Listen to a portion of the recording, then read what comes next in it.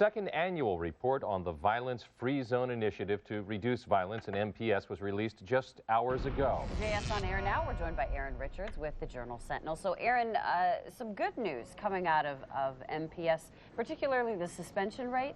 Yes, absolutely. The suspension rate, one of the things that Superintendent William Andrikopoulos announced today was that the suspension rate in Milwaukee Public Schools as a whole is down substantially this year. About 9,000 fewer student suspensions at the first half of the 2008-2009 academic year. So down about 9,000, and that represents about a 26.3% drop in the number of suspensions issued for the first half of this year as compared to the number of suspensions issued at this time last year.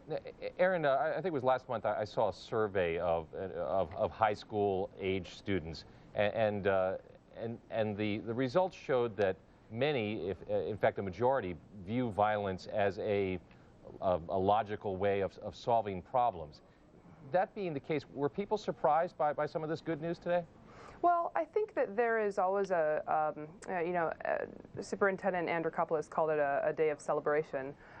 So yeah, I mean, I think the cycle of violence has often become institutionalized. I talked to a youth advisor at Bayview High School who graduated in 1997. And he came back as a youth advisor. This is his second year in the school, kind of trying to ferret out troublemakers, kids at risk of leading gangs and that sort of thing.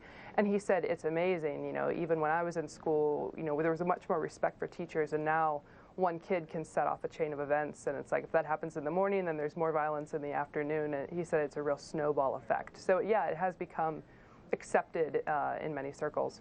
Well, it does sound like they're making some progress. Youth advisors key to that plan as well. Thank you so much, Erin, for updating us on what's going on with MPS. That's Erin Richards from the Milwaukee Journal Sentinel. You can read more about this topic online at jsonline.com. We've got a link to that website on our website, today's TMJ4.com.